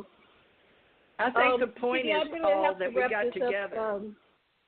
Yeah. Can we, do you want to take this through to the end? I'm sorry, I have to take a break here. Nature call. So anyway, I'll be back in 5 minutes. I'll see if you're still on. Okay? Okay, Paul. Yeah, it doesn't matter how we get together, except the fact that people like me, I don't track the content. I track the structure. And you being an architect, I would find that most interesting, how you build it. I don't care about the content you put in the building. I want to know who's building it. Does that make sense to you? Yeah, I think so. Yeah. So that's why I want to know how people cross my path, and why I have the... I guess why I'm doing what I'm doing. I'm trying to say that what I do is important to my own ego, I guess, like you do with your book and me with my radio show, our books, putting us together so we can all three meet each other. But Janet has to, we've only got 12 minutes. So, Paul, do you have anything in your book about synchronicities? Absolutely. All kinds of stuff. It's dream sequences, meeting people, saying the right thing to have people activate something in their mind and divulge things that they never divulged to anyone else. And those are all actual events that occurred to me with various people. Yeah. All right, let me ask you what Janet was asking us. Why does this seem important with me, her, and you? She doesn't get that, but she hadn't read any of my books, but one, Roswell UFO Encounter. She keeps only one. I've sent her others, but she's not a big reader or has time to read because she's too busy writing them with her husband. She writes Anunnaki books. But anyway, yeah, Dr. Alexander Sasha Lesson and Janet Kara Lesson, and they've been speakers at many UFO events, including Contact in the Desert, and then she spoke at least one for California UFO conferences, and I spoke at Mid-South Con in 2016, and I flew up to Chicago. No, I drove to help Marta Thomas with the Global Pyramid Conference. And then I recently spoke at the ones here in Navarre Conference Center, at the Days Inn Conference Center. We can do over 300 people at any time, but they come and go from the door. And I spoke on my book and my husband's book about my psychic near-death experience and UFO encounters, and how our fleet exists off the planet and how it all comes together. So that's why I told you, I think we're writing the same book. And Janet, I was hoping would figure that out, but we have to see what your book's about. The Disclosure Project, so we can compare notes, right? Go ahead. Oh, Disclosure Paradox. Right. All right. Well, tell us why you named it that, and now go back to you being an author, as an independent author, and hopefully your guides or whoever you listen to, your watchers or whoever your higher self, gravitates to. Did this woman charge you minutes for her time as a psychic reader? No, absolutely not. No, we're friends. I never had any psychic readings per se where I paid for the services. It was always talking to people that say that they are psychic and that they just happen to be psychics, but it's not their primary source of income. Right, that's the way I am. Exactly. So that's well. How do you? I'm very curious as to how you do it, Paul. I'm pleased the fact that you've got the disclosure paradox. So you've been able to see how all this. See, a lot of people in UFO business didn't see how the extraterrestrials work with psychics or remote viewers or mediums or precognitives like me. But by the time we put all our stories on blogs out there, they become entertainment in the film industry. So somebody's reading what we're putting out there, and now you're writing about it, making it a real story. So I'm going to turn it back over to you. We've got about 8 minutes left on the recording time. The paradox. Well, you know what disclosure is, right? I'm sorry, what? You know what disclosure is, right? The term disclosure, what it refers to. Oh, I've referred to it for about 30 years. Okay. Depend. We used to interview people that were writing about it, including me. So we're the old guys that write about it. But yeah, we have different people that have exopolitics, and then we have back in the 80s when we had it through the press in Washington, and I know a lot of people in the business. So Steve and Dr. Greer, Michael Sala, but Michael was there. But I have a lot of friends that were in the military that helped form that back in the day, in the 80s. So I think we need to keep going from 40s to the 80s and then 80s forward, because we have a lot of authors since Ruppelt set the Bible up. Okay. You know who he is, right? Well, the basic premise behind the novel, everyone feels that disclosure is going to provide free energy and the cure for cancer and peace and love throughout the planet. And putting all the pieces together, all the messages that I got, going back to what Robert Dean was telling about ourselves, I present that as disclosure is not really what would be beneficial for us. In fact, there's a reason that we are under what's called a universal quarantine.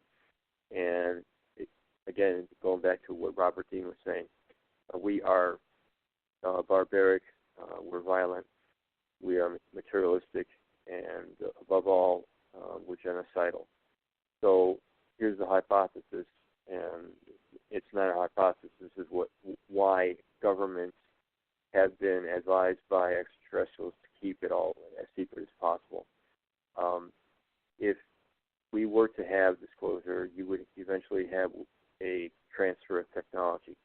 If we were to have the transfer of technology because of our negative attitude and our behavior, and very spiritually corrupt way that we are, we would take that technology and we would weaponize it.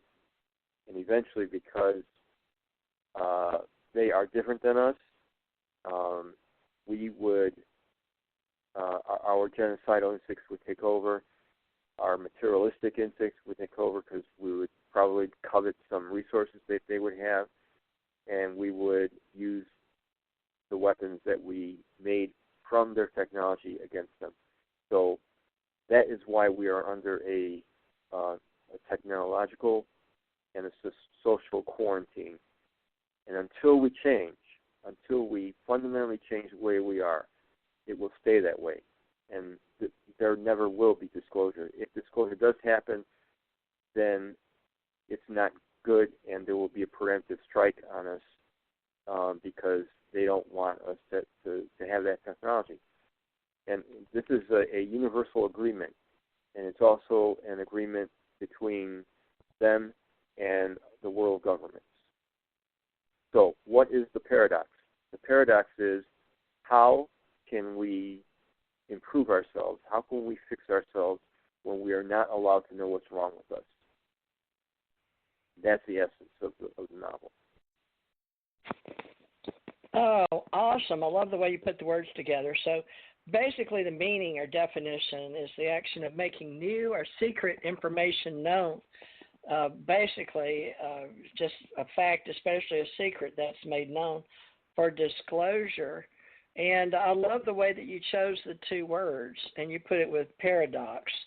So, folks, this is a real opportunity to get to know how each of us have our own filters, perceptions, and use words. And I love wordcraft as much as speechcraft, but paradox is seemingly absurd or self-contradictory statement or proposition that when investigated or explained may provide to be well-founded or true.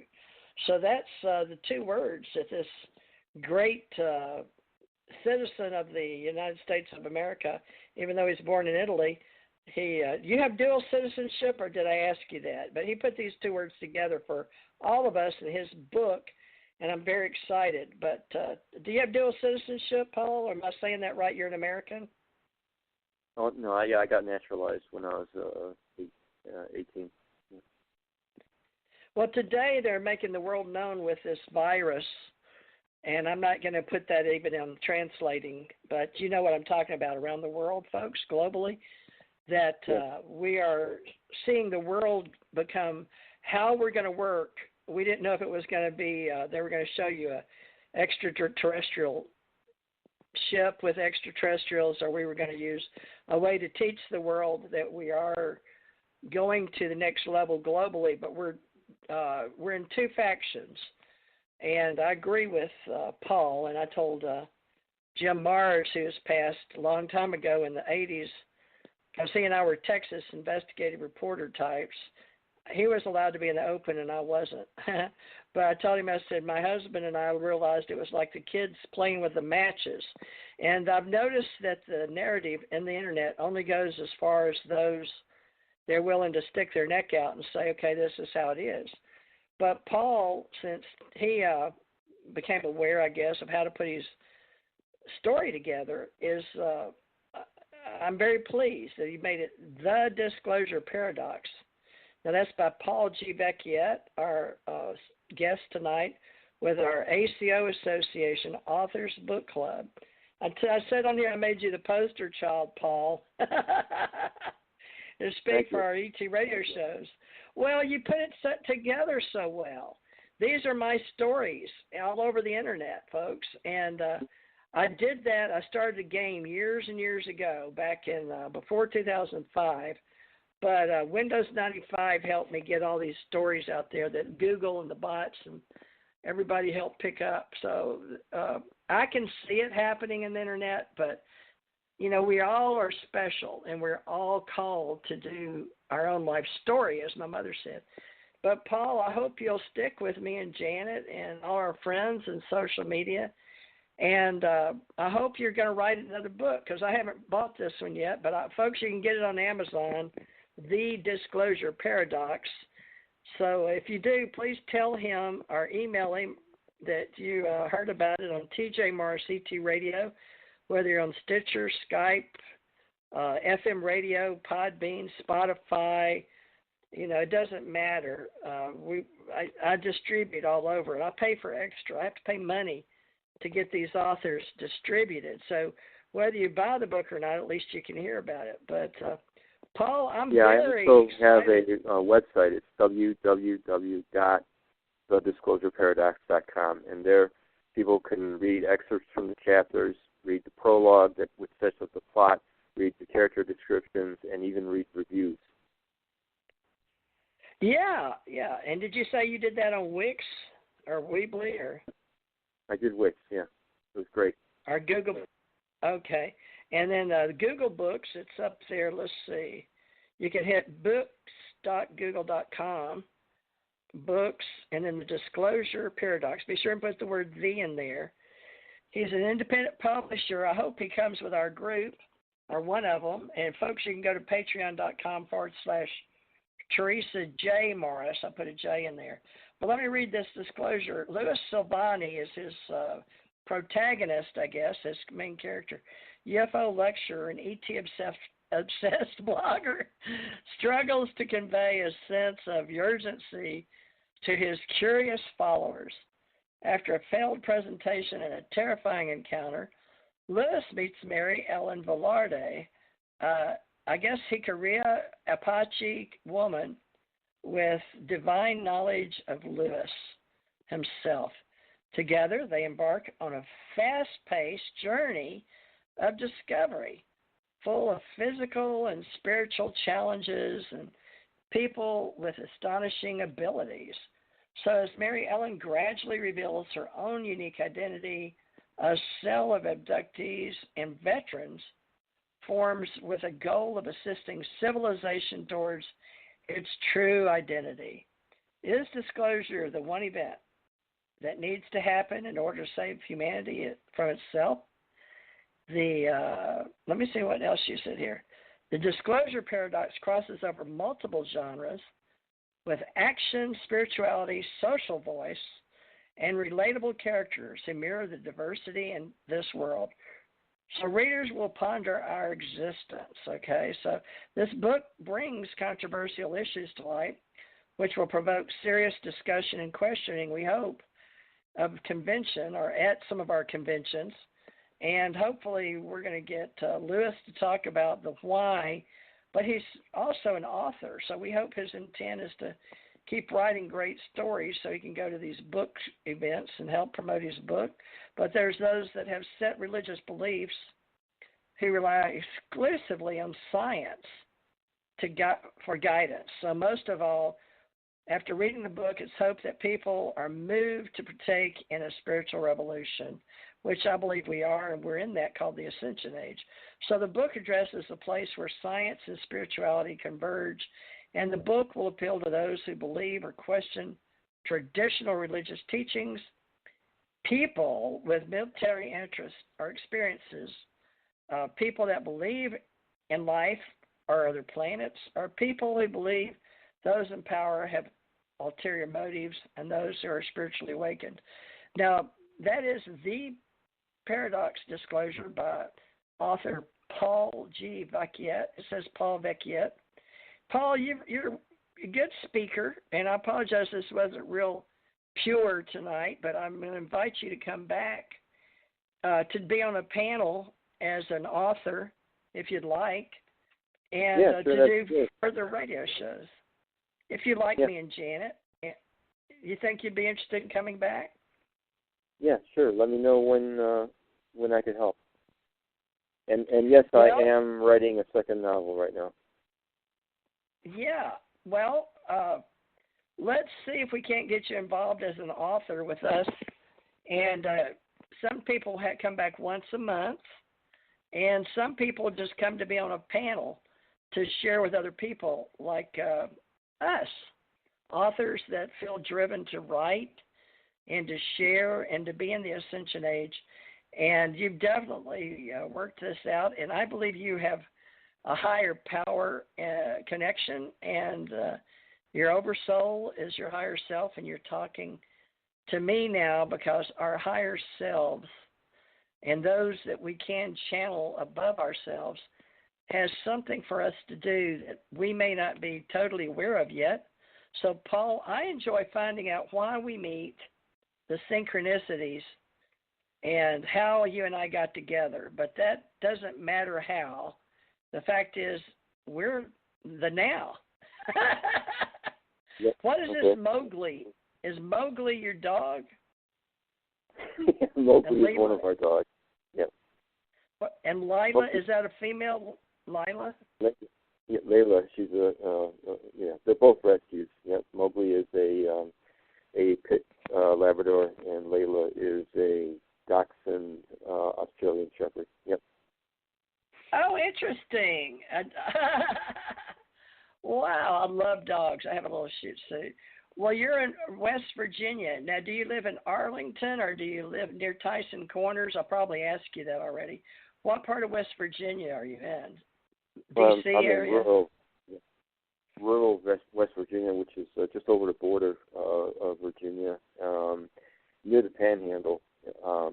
And I'm actually 45 minutes from where I work, which is Winchester, Virginia. So we're about 80 miles west of Washington, D.C. I remember Winchester. It seems like I used to deliver there. I don't know. Is that the biggest town, Winchester? Well, it's the biggest around town you? near me. Yeah. So you really live out in the sticks. I did too.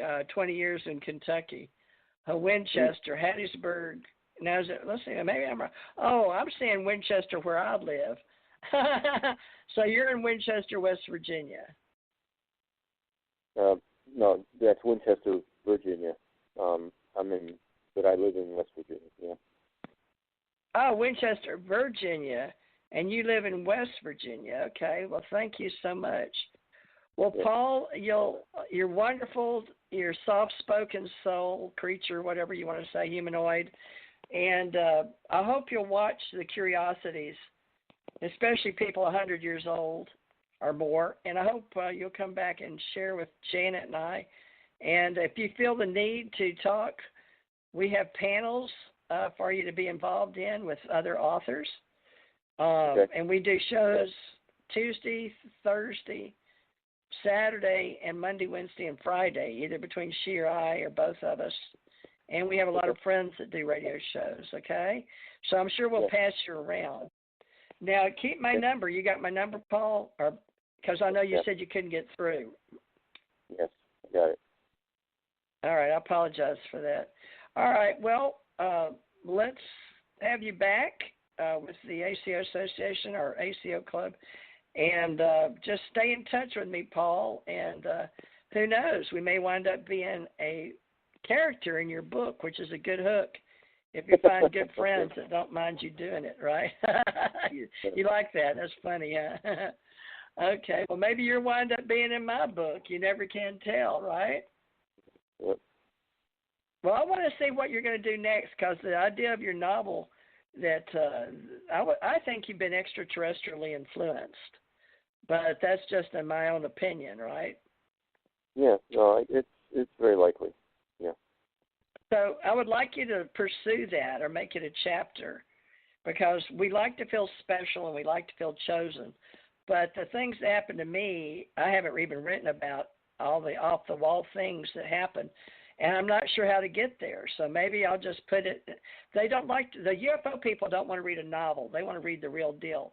But not everybody like you and I that wear a uniform are very good at putting it down. So I like your idea, a novel. And I did the same thing with my husband when he was alive. So Roswell, UFO Encounters. But now Ahmad did that for me again. And it's called, what is it called? Allied Command something. Allied Command Odyssey, I think, or Alien Contact Odyssey. I don't even know, but we redid it.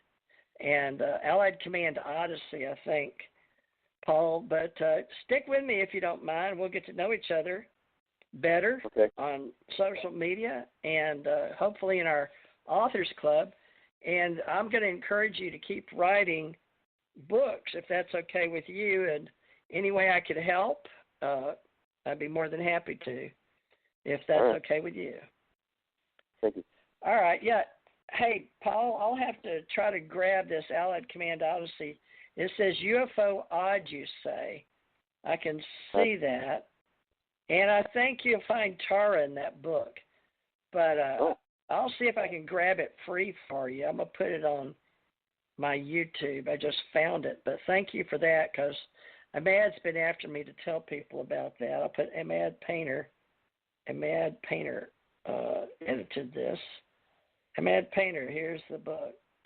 And I'll have you, what day is good for you to come back? Because I usually do it by day. Was this good for you or not? Yeah, it's fine. It's fine. All right. Well, would you like to come back and talk about that stuff and may have in common in the military and the underground? Yeah, sure. I'll answer whatever questions you give me. That's the best of my ability. Sure. Okay, good. Well, you did a really good job. Thank you. I understood you were on 2 other radio shows before this. So this was number 3 live. Is that correct? Yes, this is number 3. I was on a panel on another show, but the previous 2 shows I was using my iPhone, which is a government phone, and I think there were keywords that I said, and then they started scrambling, so that was not good. So I'm not using the government phone anymore. That's hilarious. I don't get that. I wanted to talk to you more, so I may have you come back to interview more. Whoa. Okay, let me get that off. I found the book, and it took me. I didn't know it was a show, too. All right, well, thank you, Paul. Please come back and sit in with our Authors Club, if you don't mind, and I'm sure we'll have you back as soon as you tell me when you won't come back, and you don't get to speak the whole time, but you've been on a panel. So if you'd like to come back Fridays, definitely Friday nights from 7 to 9, same time. Okay, Paul? Yep. Okay. Thank you, and I really look forward to knowing you and being a character in your next book. All right, Paul, thank you, and stay in touch, okay?